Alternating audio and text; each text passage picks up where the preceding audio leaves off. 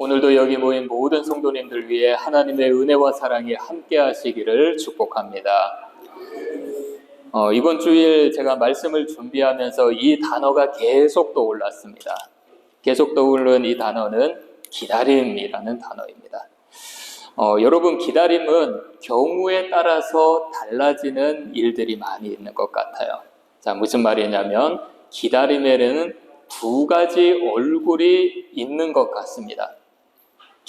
어떤 기다림은 우리를 설레게 하고 기대하게 하고요. 또 어떤 기다림은 우리를 불안하게 만듭니다. 같은 기다림이지만 무엇을 기다리느냐에 따라서 전혀 다른 감정을 우리가 느낀다라는 거예요. 그래서 기다림이라고 하는 것은 상대적인 것 같습니다. 여러분, 월급 받는 날이 기다려집니까? 기다려지지 않습니까? 기다려지죠. 월급 받는 날이 기대가 됩니다. 저도 기대가 됩니다. 그런데 수술을 앞두고 있는 상황이라면 어떻겠습니까? 또 다른 마음이 들겠죠. 저는 치과를 너무 두려워합니다. 치과 가는 게 무서워요. 그런데 어쩔 수 없이 가야 될 때가 있잖아요. 정말 가기 싫어요. 그러면 제 마음에는 치과 가는 날이 기다려지지 않는 거예요. 치과 가는 날이 기대되지 않는 거예요.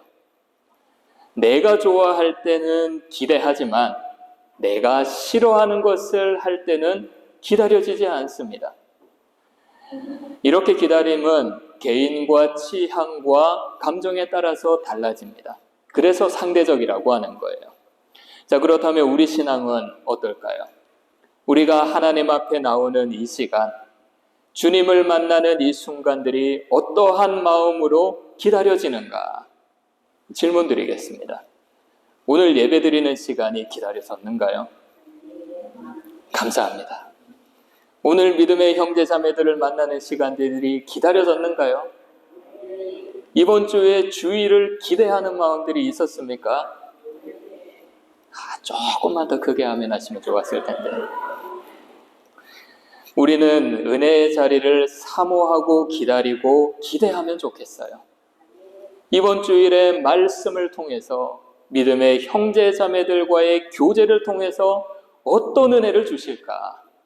이런 기대하는 마음을 가지면 우리는 이 주일 가운데 하나님이 주시는 참된 복과 은혜와 평강을 누릴 줄 믿습니다. 오늘 본문에도 기다리는 사람이 나옵니다. 오늘 본문부터는 사사 입다의 이야기인데요. 오늘 말씀은 이스라엘이 우상을 섬겼다라는 말씀으로부터 시작됩니다. 하나님께서는 진노하셨습니다. 불같이 화를 내셨어요. 이스라엘을 이방인들에게 넘겼습니다. 이스라엘은 억압당하며 괴로워했습니다. 사사시대의 패턴이죠. 오늘 말씀까지는 이 사사시대의 패턴 전반부를 다루고 있습니다. 그런데 말씀을 잘 보시면 다른 사사들의 이야기와 조금 다른 점이 나옵니다. 이 패턴이 다른 것이 아니라 상황을 구체적으로 표현했다라는 거예요. 8절 함께 읽겠습니다. 시작. 그 해에 그들이 요단강 저쪽 길르앗에 있는 아모리 족속의 땅에 있는 모든 이스라엘 자손을 쳤으며 18해 동안 억압하였더라. 이스라엘 자손이 18해 동안, 이 18년 동안 억압을 당했습니다. 여기서 우리가 주목해야 할 것은 요단강 저쪽이라는 단어입니다. 이스라엘은 우리가 잘 알듯이 가나안 땅을 기업으로 받았죠. 그런데 가나안을 다 정복하기 전에 이곳을 기업으로 받은 지파들이 있었습니다. 루벤, 갓, 므낫세 지파. 우리가 성경을 보면 므낫세 반 지파라는 것을 볼 수 있는데요. 이때 요단강 동편에 사는 므낫세 사람들이 있었고, 그리고 가나안 땅에 사는 므낫세 지파가 있었습니다. 이 하나의 지파가 양쪽에 살았다라는 거예요. 그래서 므낫세 반 지파라고 합니다. 모세는 이들이 모세에게 말합니다. 우리 가족들은 이곳에 머물게 해주십시오. 우리가 가나안 땅에 들어가기 전에 이 땅을 우리에게 기업으로 주십시오. 우리는 가나안을 다 점령할 때까지 앞장서서 나가서 싸우겠습니다. 다 점령할 때까지 기업으로 준 이 땅에 돌아오지 않겠습니다. 전쟁이 끝나고 나면 우리 가족들에게로 돌아오겠습니다. 오늘 본문에서 말하는 요단 저쪽 아모리 족속의 땅이 이들이 살고 있는 곳이에요. 가나안의 건너편. 가나안의 건너편이라는 것을 잘 기억하시기를 바랍니다. 암몬 족속이 이 지파들을 공격했습니다.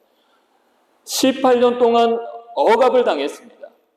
그리고 9절을 보시면 암몬 족속이 요단강을 건너서 가나안 땅에 있는 이스라엘 지파들과 싸웠다고 하죠. 이 말씀을 묵상하면서 이런 생각이 들었어요. 요단강 건너편에 있는 이 지파들 18년 동안 억압을 받고 있을 때 가나안 땅에 있는 나머지 지파들은 도대체 무엇을 하고 있었는가? 가나안 땅에 있던 이 지파들 요단강을 건너가서 왜 도와주지 않았는가? 이런 생각이 들었습니다. 강을 건너가서 도와줄 생각이 전혀 없었던 것 같습니다. 우리가 픽션을 넣어서 18년 동안 억압을 당했던 이스라엘 백성들을 한번 생각해 봅시다. 이들은 도움의 손길을 기다렸을 거예요. 처음 몇 개월은 버텼겠죠. 어쩌면 이 억압이 금방 끝날 수도 있을 거라는 생각을 했을 겁니다. 그런데 1년이 지나고 2년이 지나도 이 모압의 억압은 계속해서 이어졌습니다. 자신들의 힘으로 감당하지 못합니다. 요단강의 건너편에 있는 가나안에 있는 동족들이 생각이 났을 겁니다. 거기에 있는 지파들이 연합군을 만들어서 우리를 도와준다면 이 어려움을 이겨나갈 수 있을 거라는 생각을 가졌을 거예요. 그래서 이들은 가나안에 있는 동족들의 도움을 기다리고 있었습니다. 하지만 5년, 6년, 7년, 10년, 15년, 18년이 지나도 아무런 소식이 없었어요. 가나안 땅에서는 아무런 연락이 없었습니다. 시간이 지날 때마다 그들의 기대, 가나안 땅에 있는 지파들이 우리를 도와줄 것이다라는 이 기대가 사라졌을 것 같아요. 그래서 이 기다림은 기대와 소망에서 절망과 좌절로 바뀌게 되었던 겁니다.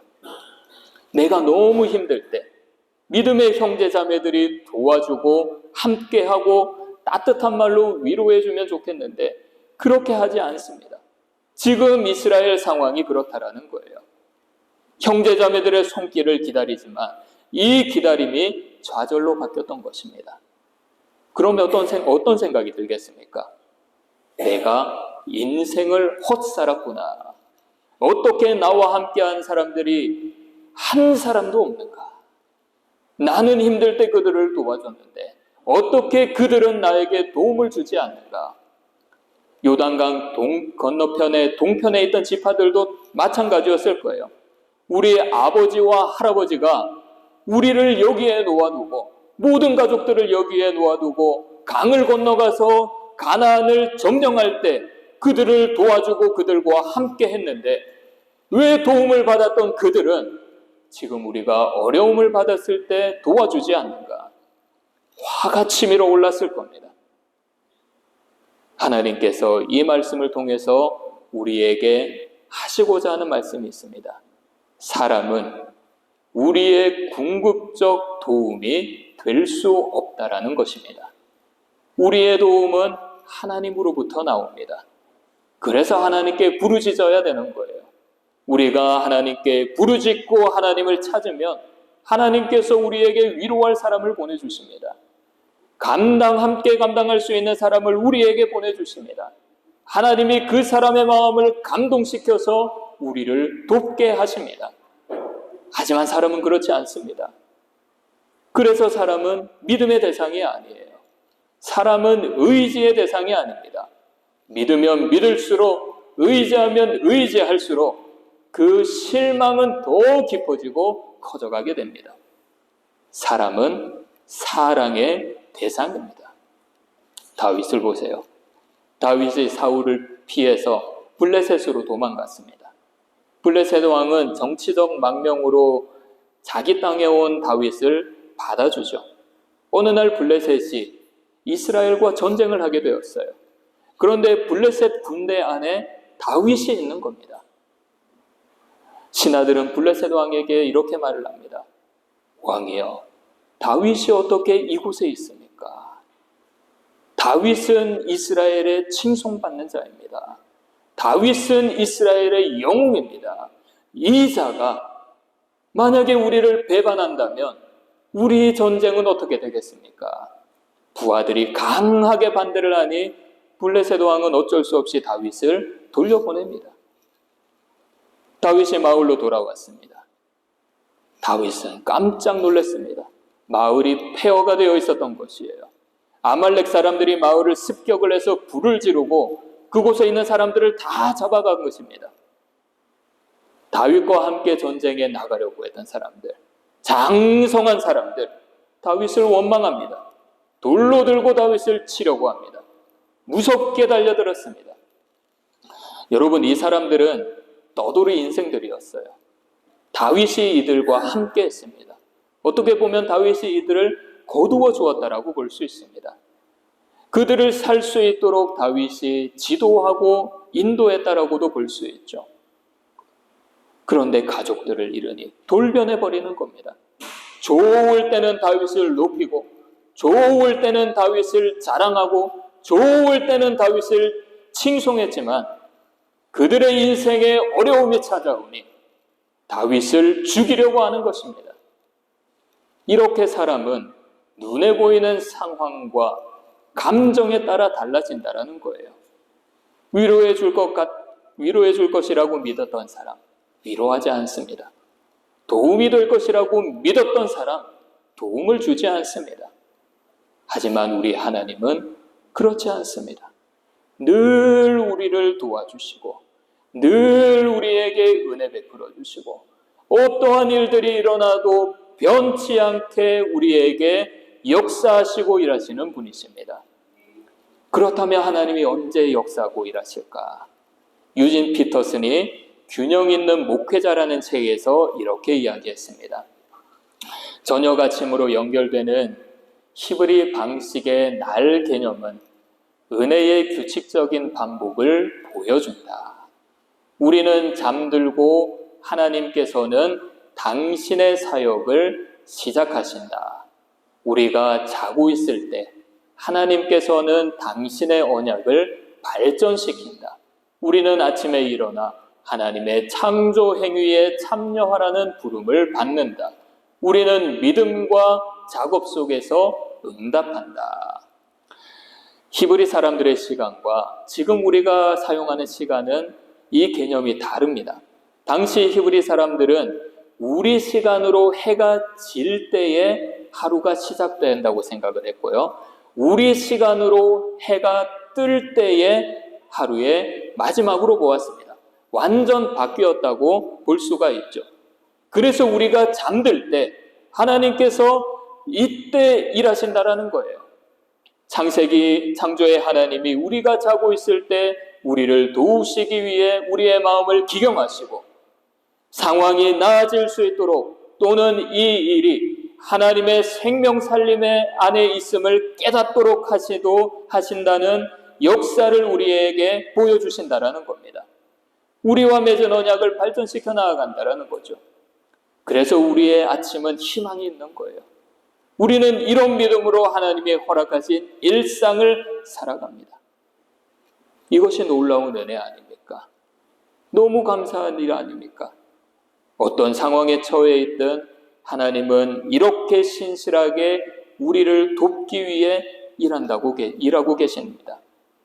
우리는 도움의 손길이 없어서 괴로움을 안고 잠을 청합니다. 문제를 해결할 수 있는 방법이 없어서 슬퍼하며 절망하며 잠을 청합니다. 우리가 아무것도 할 수 없는 깊은 잠에 빠져 있을 때 하나님은 우리를 위해 일하고 계십니다. 괴롭습니까?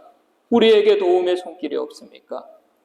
하나님만이 우리의 진정한 도움이심을 인정하십시오. 사람에 대한 기대를 내려놓으시고 그들을 사랑하십시오. 하나님께서 지금도 일하고 계심을 믿으십시오. 아무것도 할 수 없는 깊은 잠에 있을 때 우리를 돕기 위해 일하시는 하나님만을 믿으시길 바랍니다. 우리를 돕는 하나님의 놀라운 손길로 모든 환난을 넉넉한 마음으로 이겨나가시길 바랍니다. 이렇게 돕기 위해 일하시는 하나님, 다시 은혜를 베푸십니다. 오늘 말씀 두 번째 주제, 다시 은혜를 베푸시는 하나님, 따라하시기를 바랍니다. 다시 은혜를 베푸시는 하나님. 이스라엘이 우상을 섬기는 모습을 보고 하나님이 불같이 화를 내셨다고 했습니다. 이렇게 말씀을 하셨습니다. 13절 14절 함께 읽겠습니다. 시작. 너희가 나를 버리고 다른 신들을 섬기니 그러므로 내가 다시는 너희를 구원하지 아니하리라. 가서 너희가 택한 신들에게 부르짖어 너희의 환난 때에 그들이 너희를 구원하게 하라 하신지라. 하나님이 얼마나 화가 나셨는지 다시는 너희를 구원하지 않을 거다. 이렇게 말씀을 하셨어요. 14절에서 뭐라고 하셨습니까? 너희가 선택한 신들에게 가서 부르짖으라. 너희가 괴로울 때 그들에게 가서 구원해달라고 강구하여라. 무서운 말씀이지 않습니까? 이런 말씀입니다. 나는 너희를 책임지지 않을 거다. 나는 이제 너희들에게 도움을 주지 않을 거다. 나는 이제 너희들과 함께하지 않을 거다. 너희들 알아서 해라. 나는 너희가 무엇을 하든지 이제 상관하지 않을 것이다. 하나님이 이스라엘을 던져놓는 것 같았습니다. 여기서 우리는 하나님이 진노하시는 이유를 자세히 볼 필요가 있는데요. 6절 함께 읽겠습니다. 시작. 이스라엘 자손이 다시 여호와의 목전에 악을 행하여 바알들과 아스타롯과 아람의 신들과 시돈의 신들과 모압의 신들과 암몬 자손의 신들과 블레셋 사람들의 신들을 섬기고 여호와를 버리고 그를 섬기지 아니하므로. 6절 말씀을 보면 많은 우상들에 대해서 이야기를 합니다. 이스라엘이 그 우상들을 섬겼다라는 거예요. 그런데 여기서 이것은 단순히 많은 우상을 섬겼다라는 것만 이야기하지 않습니다. 여기서 강조하는 것은 다시라는 단어입니다. 다시 여호와의 목전에서 악을 행했다. 이 다시라는 원어는 단순히 반복하는 뜻을 가지고 있지 않습니다. 더하다, 추가하다, 합하다, 증가하다, 이런 의미를 가지고 있어요. 자, 그러면 다시 여호와의 목전에서 악을 행했다, 이 말이 어떻게 해석이 됩니까?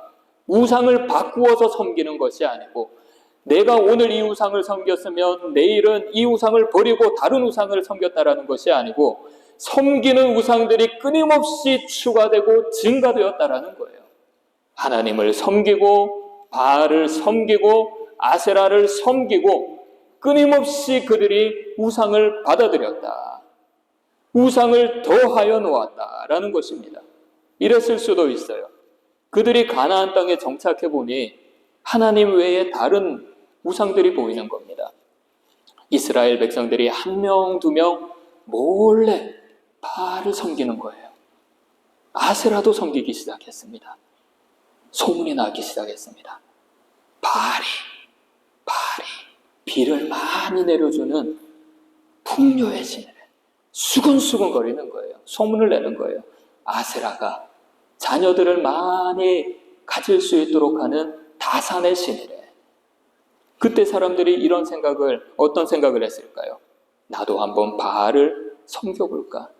나도 한번 아세라를 섬겨볼까? 뭐 별거 있어. 옆집 사람도 섬기는데. 그렇게 하나하나 쌓이다 보니 많은 우상을 같이 섬기게 되었던 것이죠. 우리도 이럴 때가 있지 않습니까? 하나님이 우리를 돕고 우리를 위해 일하는 분임을 믿습니다. 확신하고 있습니다. 그런데 다른 사람을 보니 자기의 소견에 옳은 대로 신앙생활을 하는 거예요. 자기 하고 싶은 대로 신앙생활을 하는 겁니다. 어떤 생각이 들까요? 저렇게 해도 되겠네. 저렇게 해도 큰 문제가 없네. 나도 내 감정과 내 의지대로 한번 해봐야겠어. 나의 판단과 나의 이성을 우상화시켜서 섬기기 시작하는 거예요. 그래서 내가 아니라고 생각을 하면 하나님의 말씀도 소용없습니다. 우리가 이렇게 이스라엘 백성들과 같이 넘어진다라는 거예요. 하지만 하나님은 다시 은혜를 베푸십니다. 16절 함께 읽겠습니다. 시작. 자기 가운데에 이방신들을 제하여 버리고 여호와를 섬김에 여호와께서 이스라엘의 공고로 말미암아 마음에 근심하니라. 마음에 근심하니라. 새번역 성경을 보면 이렇게 번역합니다. 이스라엘이 겪는 고통을 보고만 계실 수 없으셨다. 하나님이 그들의 고통을 보고만 계실 수 없으셨다라는 거예요. 그 전만 해도 하나님은 너희들 마음대로 해라. 너희들이 섬기고 있는 우상에게 가서 기도하라. 이렇게 이야기를 하셨는데 이스라엘이 여호와의 신앙을 따르고자 하니 하나님 우리가 죄를 지었습니다. 우상을 섬겼습니다. 하나님께로 돌아가겠습니다. 이런 마음으로 하나님의 신앙을 회복하고자 하는 애쓰는 모습을 보니 그들이 불쌍히 여기게 보였다라는 겁니다. 그래서 그들의 고통을 보고 가만히 계실 수 없었다라는 것이죠. 이스라엘은 다시 이전보다 더 많은 우상을 섬겼지만 하나님은 다시 이스라엘에게 은혜를 베푸셨다라는 겁니다. 사랑하는 여러분, 지난주에 제가 이런 말씀을 드렸습니다.